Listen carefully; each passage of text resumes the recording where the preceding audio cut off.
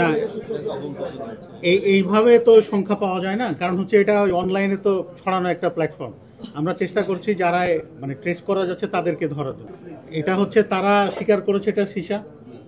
যখন কেউ স্বীকার করে যে এটা সীসা, তখন এটা ধরতে হয় এটাই সীসা, এবং আমাদের কিছু অভিজ্ঞতা আছে সেটা। মামলাতে কেমিক্যাল টেস্ট রিপোর্টটা হচ্ছে গুরুত্বপূর্ণ, ওটা লাগবে। অনেক ধন্যবাদ। আপনি বোধহয় একটা জিনিস মিস করে গেছেন, এটা হয়তো দেখেননি। আমাদের ওয়েবসাইটে নিয়মিতভাবে তথ্য আপলোড করা হয় এই সংক্রান্ত।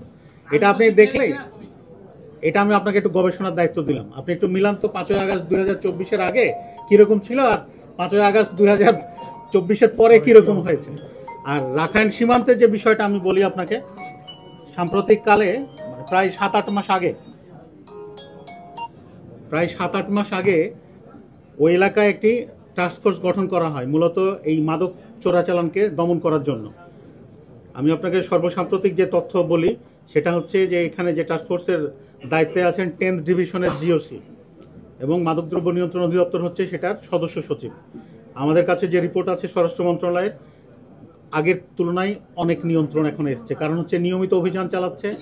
সেখানে বাংলাদেশ সেনাবাহিনী, বিজিবি, কোস্টগার্ড, তারপরে আমাদের নেভি, র্যাব, বাংলাদেশ পুলিশ এবং মাদকদ্রব্য নিয়ন্ত্রণ অধিদপ্তর তো করে অভিযান। এটা সবার একটা সম্মিলিত টাস্কফোর্স অভিযানের কারণে এখন ওইভাবে আগমনটা কম, বিশেষ করে সীমান্ত এলাকা দিয়ে। হয়তো জলপথে কিছু হচ্ছে, সেটা অনেক সময় এটা ওইভাবে পারাও যায় না, কারণ আমাদের এই যে জেলেরা থাকে তারা বিভিন্ন রকমভাবে ক্যামোফ্লেজ করে এবং ধরতে গেলে পানিতে ফেলে দেয়। এটা হচ্ছে একটা প্রবলেম। আমরা চেষ্টা করে যাচ্ছি যে সম্মিলিতভাবে এটা দমন করা।